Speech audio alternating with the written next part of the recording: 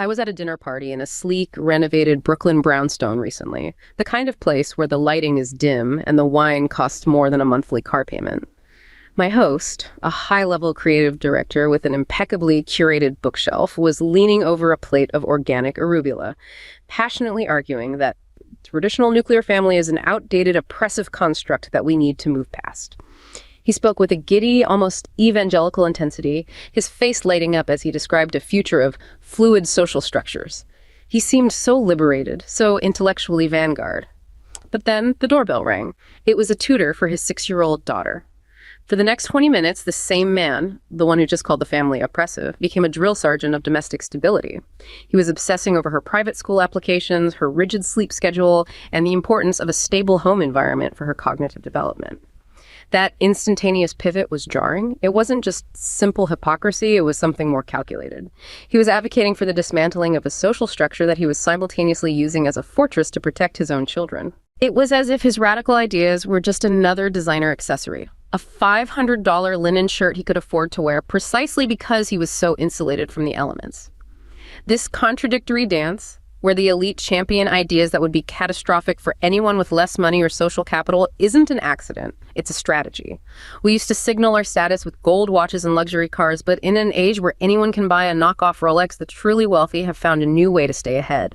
They've started trading in luxury beliefs, ideas that act as a high-status handicap, proving you're so secure that you can afford to be wrong. Why has the truth become a secondary concern to the signal, and how did our most dangerous ideas become our most expensive fashion statements? Wow. That is quite the scene. You know, listening to that, I can almost smell the expensive candles and the intellectual smugness. It was so vivid. I mean, it was a real gut punch seeing it happen in real time. 1 minute I'm there nodding along to this, this very high-minded theory about fluid social structures, and I'm thinking, okay, this is interesting. This is vanguard. Right, you're in the moment. And then just snap. Reality walks in, literally rings the doorbell, and the entire intellectual framework just evaporates. It felt like I was watching a magic trick, but for the first time, I saw the wires. And that feeling, right? That feeling of seeing the wires, that is exactly what we need to pull on today, because what you saw, it wasn't just a quirky dinner party moment. It wasn't just simple hypocrisy. Yeah. We all just dismiss it as that, right? Oh, he says one thing and does another. Yeah. But that's way too simple. It is. Hypocrisy feels like a personal flaw, like a moral failing. This felt bigger. It felt like a system. It is a system, precisely. You basically stumble into the showroom for what some sociologists are starting to call the Hermes of ideas. The Hermes of ideas. I like that. Think about it. We're used to status symbols being physical things, right? The Birkin bag, the expensive watch. But we're in an age now where the most potent status symbols, they're invisible. They're the beliefs you carry around in your head. It's terrifying because it suggests that my opinions, things I think make me, might not actually be my opinions at all. They could just be fashion statements I'm trying on to see if I can get into the club. In many ways, that's exactly what's happening. Yeah. And for our deep dive today, I think we need to really strip the paint off this whole concept. We're not just here to, complain about annoying elites. Yeah. We need to look at the machinery under the hood. Okay, so where do we start? We start with the biology. Why are our brains even wired to do this in the first place? Then we look at the technology, how AI is basically hacking that ancient wiring. And finally, we have to look at the consequences. What does this all mean for our ability to, govern ourselves? So we're going from the neuron to the algorithm to the state. Exactly. From the wiring to the world. But we have to start with the human element. Because these beliefs, they act as filters, they build walls. And to understand how that wall gets built, I think you should share that first story you mentioned. The one about the grad students. Yeah, this one really stuck with me. It's a lot darker than the dinner party, to be honest. I can imagine. I heard a story recently from a graduate student in San Francisco that perfectly illustrates how luxury beliefs act as a high-cost filter for modern tribes.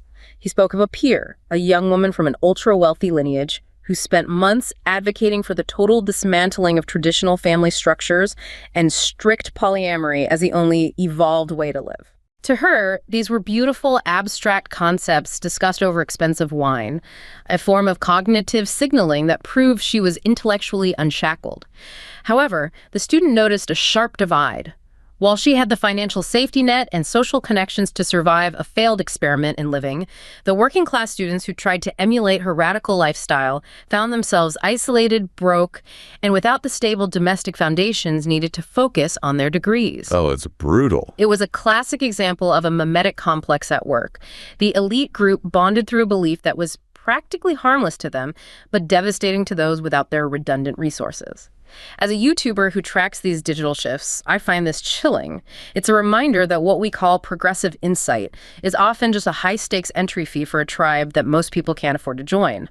I sympathize with the desire for liberation, but we have to recognize when a belief is actually a barrier designed to keep the unrefined out. A barrier designed to keep the unrefined out. That is the absolute heart of it. It's just so tragic when you think about it. You have this wealthy student, and for her, her life is basically an art project. And you have these other kids who are looking at her and thinking it's a manual for survival. They try to follow the manual and they crash and burn. It is tragic. But to an evolutionary biologist, it is also completely predictable. We have to bring in a core concept here, and it's called the Handicap Principle. A handicap principle. I've heard of this. This is the peacock, right? The big tail. It is the peacock thing, but I want you to really, really visualize a peacock for a second. Have you ever actually seen one try to fly? Barely. It's not pretty. It's like a parade float trying to get airborne. It's just awkward. It's a disaster. If you were an engineer designing a bird for survival, the peacock is the absolute last thing you would build. That tail is a biological nightmare. How? Well, first, it requires a massive amount of metabolic energy, just calories, to grow those feathers. Second, it makes the bird heavy and slow. And third, and this is the worst part, it's a giant, shimmering neon sign for predators. A tiger looks at a peacock and sees a buffet that's literally flagging it down. So it's basically wearing a giant eat me sign while carrying a 50-pound backpack through the jungle. That's a perfect analogy, yes. So the obvious question is, why on earth did evolution keep it? Why didn't peacocks just go extinct millions of years ago? Because the peahens, the female peacocks, they dig it. They love it, yes. But the critical question is why? They love it because it's a handicap. The tail is a reliable, honest signal of fitness, specifically because it makes the bird's life harder. Okay, unpack that a little. The bird is effectively screaming to potential mates, "Look at me! I am so genetically superior, so fast, so strong, and so good at finding food that I can handicap myself with this ridiculous luggage. I can waste all this energy growing it. I can paint a giant target on my back for predators, and I can still survive." So it's the ultimate flex. It's the biological equivalent of saying, I'm playing the game of life on hard mode and I'm still winning. It is the ultimate flex. Correct. The signal is only valuable because it's costly.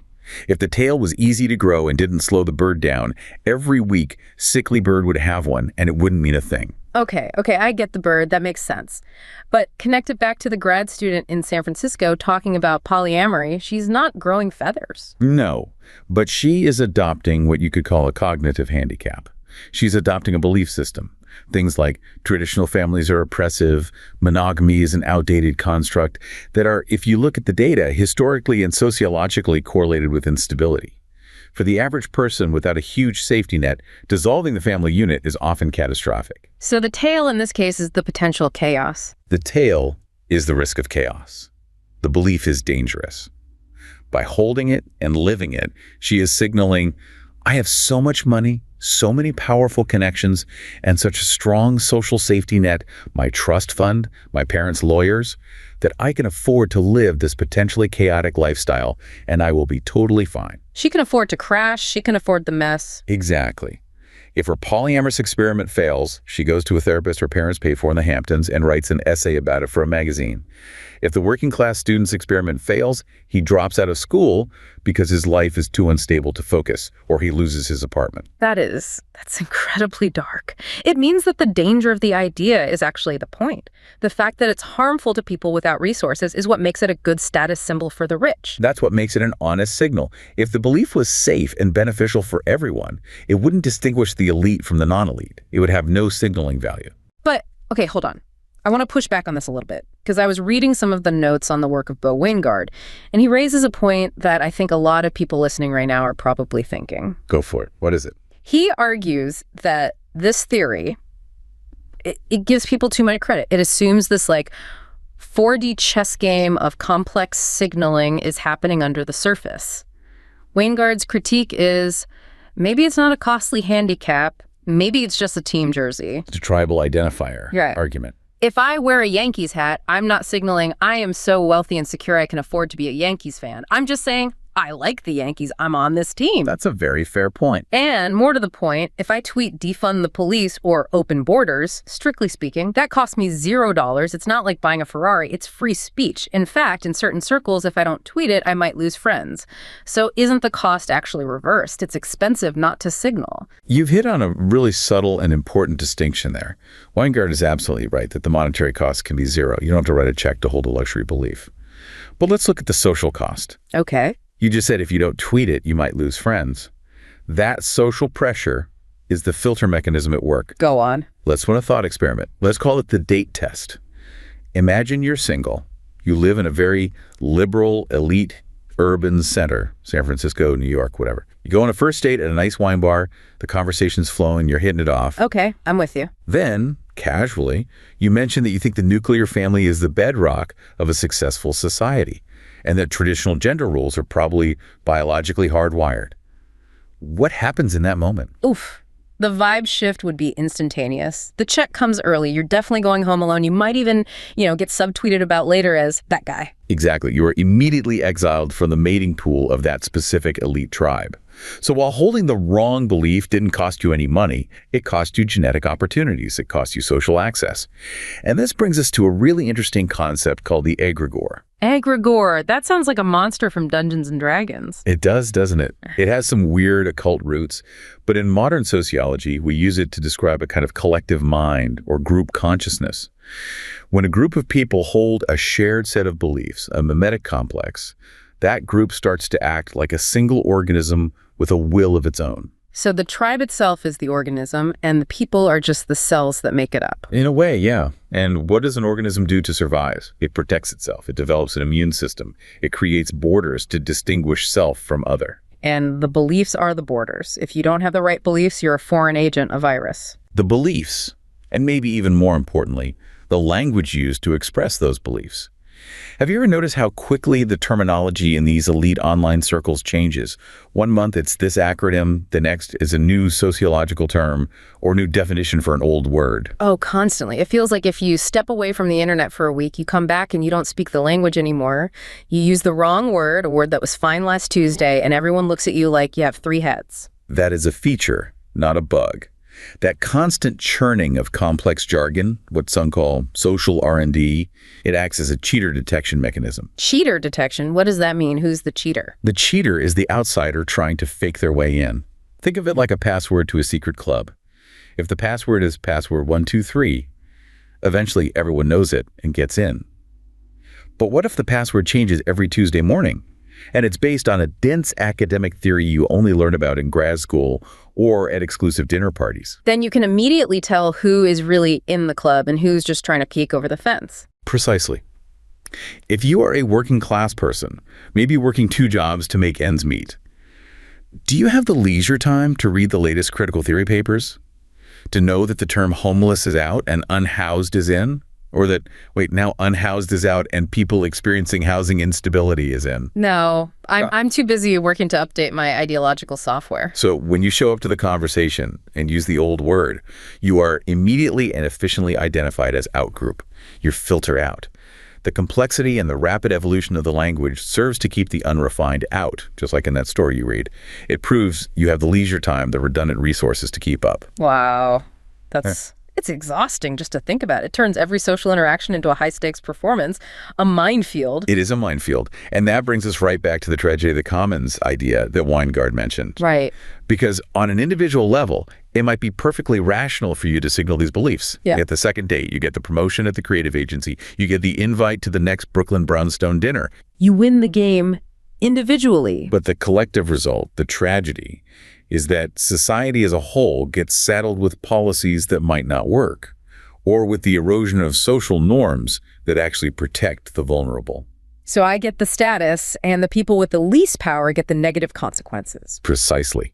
The elite signalers are insulated from the downstream effects of the very ideas they champion. Okay, so that's the biology. We are, at our core, status-seeking monkeys trying to show off our tails to get mates and move up the ladder, and we're now using dangerous ideas as our tails. But if we were just doing this in small villages, maybe we could manage it, but we're not. Not even close. We're doing this on a global stage in front of an audience of billions. We're doing this on platforms run by artificial intelligence, and it really feels like if our biology is the fire, then AI is the gasoline. I'd say it's worse than gasoline. It's an accelerant that is actively learning how to make the fire bigger and hotter for its own purposes. So let's transition to that. Let's talk about how technology exploits this ancient part of ourselves. I found another story that, frankly, it terrified me because it felt less like a story about the present and more like a prophecy for the near future. Let's hear it. It's about what happens when you let an algorithm decide what your beliefs should be. Imagine a future, perhaps only a few months away, where the viral trends you follow are actually luxury beliefs optimized by an AI to control your very sovereignty. That's a heavy premise. I came across a case study of a digital influencer who realized her most radical and status-boosted opinions were being subtly nudged by the platform's engagement algorithm. The AI had identified that costly signaling, proposing increasingly extreme social sacrifices, generated the most high-status engagement among her elite followers. She found herself trapped in a cognitive arms race, forced to adopt more and more absurd positions just to maintain her relevance. She's on a treadmill. Exactly. She wasn't leading a movement. She was a variable in an equation designed to maximize platform stickiness. This is the scary frontier of cognitive control. As someone who lives on these platforms, I see the allure of wanting to feel enlightened or chosen, but we have to ask ourselves, are these beliefs truly ours? Or are they high-status products manufactured to keep us scrolling? I understand the pressure to stay relevant in an era of belief inflation, but we must be careful not to trade our intellectual autonomy for a badge of digital prestige. It's a heavy price to pay for a seat at a table that might not even be real. A cognitive arms race. Yeah. That is the perfect phrase for what's happening. To really get our heads around why that influencer got trapped, we have to talk about something called evolutionary mismatch. Mismatch. So, we're using the wrong tool for the job, or our brains are just not built for this environment. The second one, we are running software that was designed for the Stone Age on hardware and networks that are from the space age. Our brains, our social circuits, they evolved to handle a very specific, limited number of social relationships.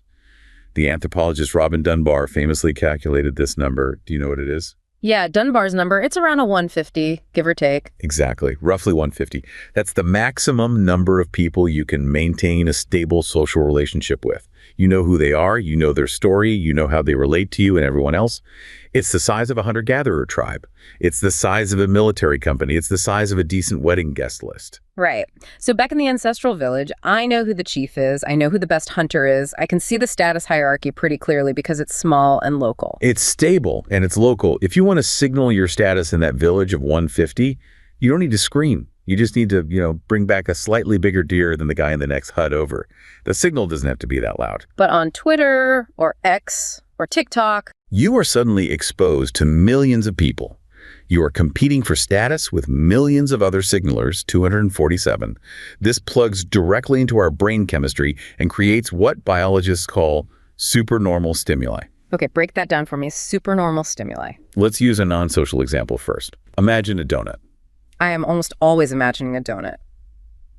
Fair enough. Okay, so in the ancestral environment on the savanna, things like sugar and fat were incredibly rare and valuable.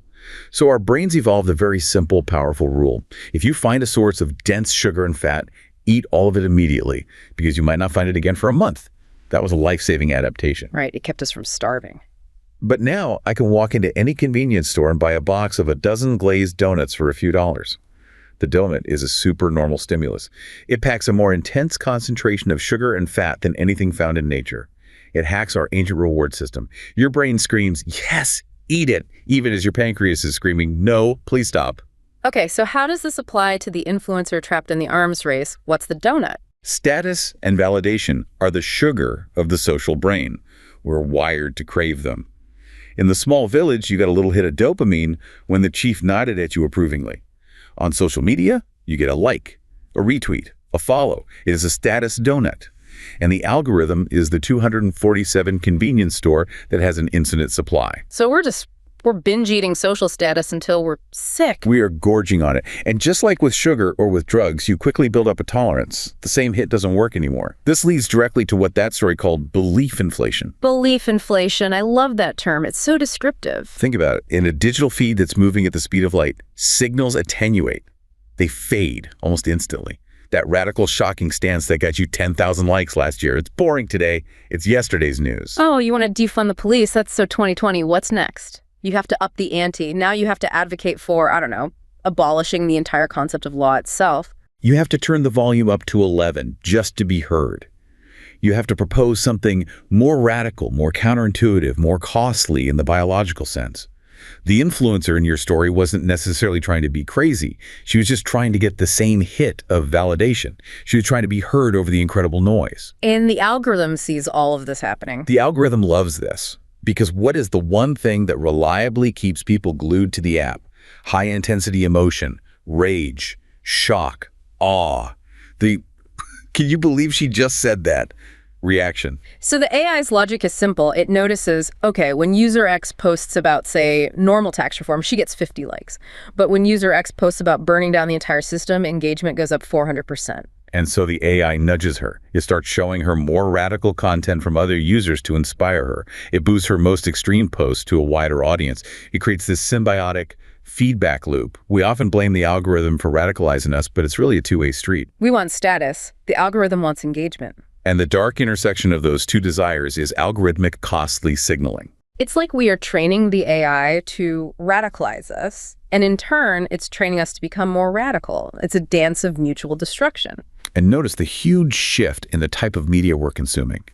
We're moving away from old social media like early Facebook, which was based on your social graph, your actual friends, your cousin's baby photos, and we're moving toward algorithmic media. Like TikTok or Instagram Reels. Exactly. On TikTok, you don't primarily see content from people you follow.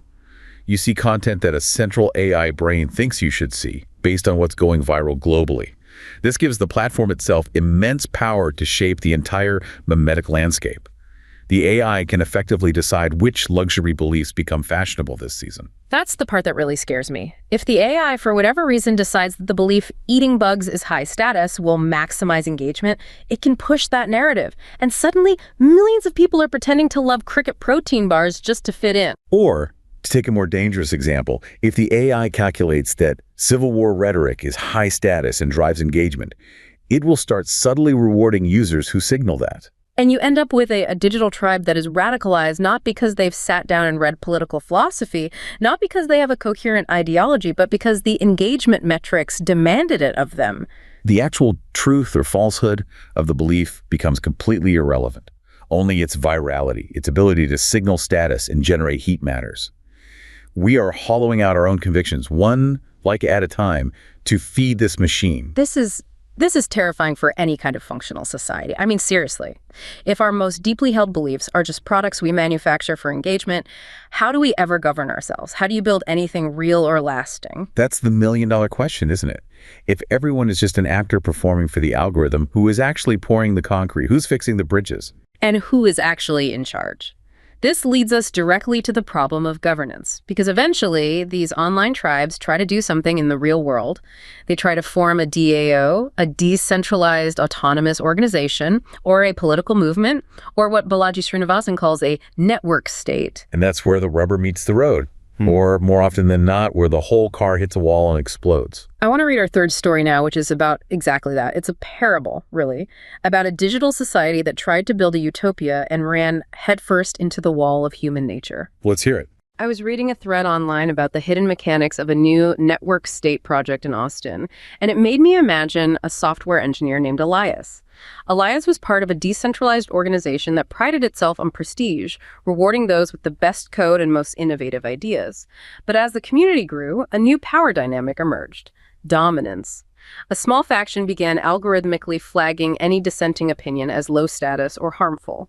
Elias watched as the governance shifted from merit-based skill to a constant, exhausting performance of the correct social virtues. To stay in the inner circle, he had to spend more time tweeting the right buzzwords than actually building the product. This tension eventually tore the DAO apart. The experts left because their skill no longer granted them status, leaving behind a husk of enforcers who were experts only at shaming others. Looking at this, it's clear that the stability of any new digital society depends on this balance.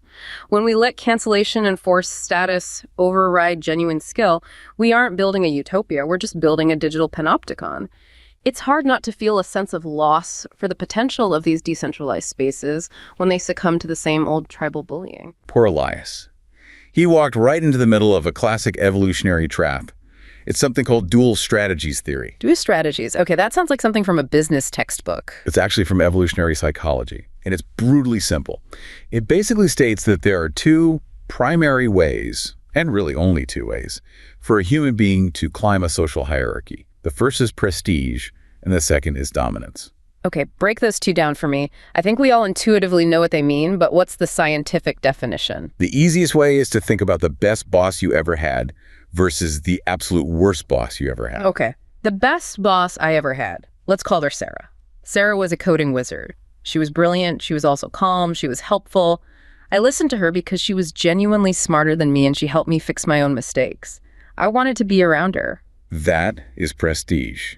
Prestige is status that is granted freely by others. You chose to follow Sarah. Nobody forced you. You did it because she had merit. She demonstrated a skill you wanted to learn. She possessed competence. She added real value to the tribe. Exactly. And this prestige route is actually pretty unique to humans. Chimpanzees don't really do prestige. You don't see a group of chimps staring admiringly at another chimp because he's, exceptionally good at peeling a banana. Laughs. No, I guess not. Okay, so what about the worst boss? Let's call him Gary. Gary. Classic Gary. Gary had no idea how to code. He didn't have the skill, but he was loud. He was intimidating. If you disagreed with him in a meeting, he would humiliate you publicly. He would threaten your bonus. You listened to Gary, but not because you respected him. You listened because you were afraid of him. That is dominance. That is primate status. It is status that is seized, not granted. The biggest, meanest chimp beats up the smaller chimp and takes the food. In the modern human world, we don't usually hit people with rocks anymore, but we use other forms of coercion. We threaten their job, their reputation, their social standing. So in the story about the network state, Elias started in a Sarah world, a world of prestige based on who could write the best code, and he ended up trapped in a Gary world. He did. The DAO began as a meritocracy. The organizing principle was who has the best ideas, who is the best builder. But as it grew, a faction realized they couldn't compete on the prestige axis. Maybe they just weren't very good coders. So they switched strategies, they pivoted to dominance. I can't outcode you, so I will outshame you. I will label your dissenting opinion as harmful. I will call your code problematic. I will rally the online mob to cancel you. This is a classic dominance tactic, inflicting a cost disguised as a moral crusade. It's a bully dressed up as a priest. That is a perfect way to put it. And here's the fundamental problem for the future of the internet and for any new digital society. It is really, really hard to verify prestige online. Why is that? Because to check if someone is actually a good coder or a good engineer or a deep thinker takes time and effort. You have to read their work. You have to understand the subject. It requires focused attention. But dominance is cheap, fast, and scalable. It is incredibly easy to organize a shaming mob on Twitter. It takes 5 seconds to retweet an accusation without checking it. It takes 5 seconds to join a pile-on and feel a sense of righteous power. So the digital environment itself, the way it's structured, it favors the Garys over the Sarahs. It heavily biases the system toward dominance. It is always easier and faster to tear down the statue than it is to carve it in the first place. And this connects directly to these new ideas of network states and DAOs. You have thinkers like Balaji Srinivasan popularizing this idea of starting new societies online. Let's exit the failed legacy system and build something better. But if they can't solve this core problem... If they can't solve the Gary problem, they are doomed to fail. We saw it happen with Elias's group. The experts, the people with actual prestige, the Sarahs, they just leave. Why would a top-tier engineer stay in a community where her time is spent fending off shaming mobs instead of building? She wouldn't. She'd go get a better paying job at Google or start her own company where she can actually work. So the experts and builders leave, which you can think of as a form of capital flight.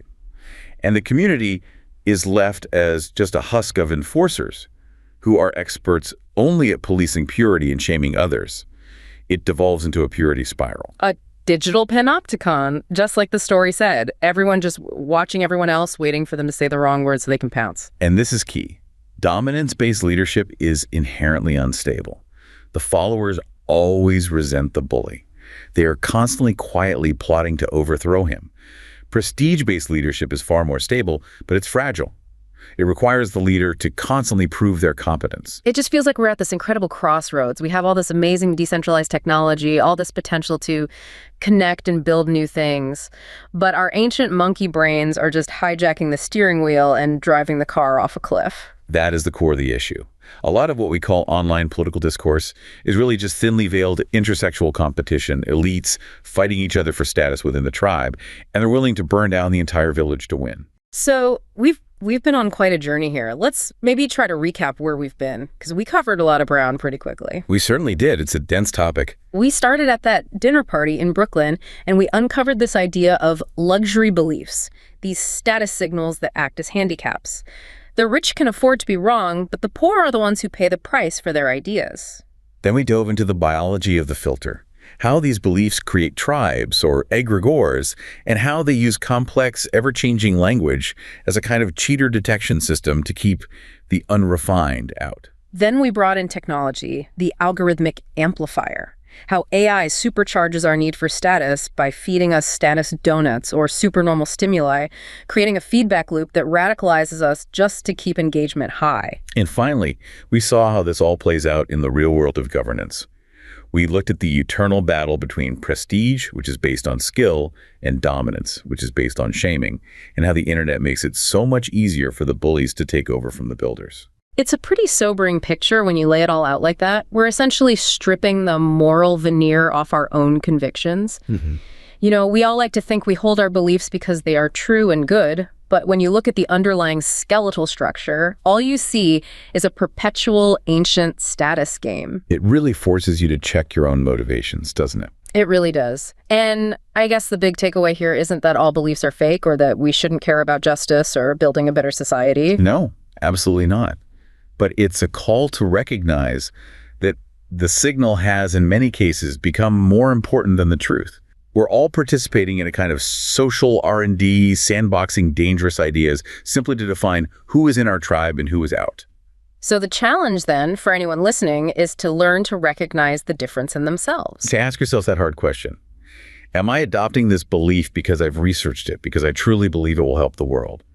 Or am I adopting it because it's a high-status handicap that gets me into the VIP room? Am I just wearing the peacock feathers to show everyone that I can carry the weight? That is the question. And I want to leave you with one final thought to chew on. Something for you to think about the next time you feel that powerful urge to post something radical online, or the next time you see a dinner party argument heating up. To view human cultural and ideological history through this lens is to engage in a form of intellectual deconstruction. It strips the moral and emotional veneer from our deepest convictions, revealing the underlying skeletal structure of a perpetual status game. Each ideological advance or cultural shift can be seen as a new round in an arms race of signaling, driven by the ancient algorithms of prestige, dominance, and coalitional belonging. The symbols change, from animal pelts to sports cars to impeccably curated ethical positions, but the fundamental calculus of social navigation endures. We are not abandoning signaling, we are simply upgrading its software.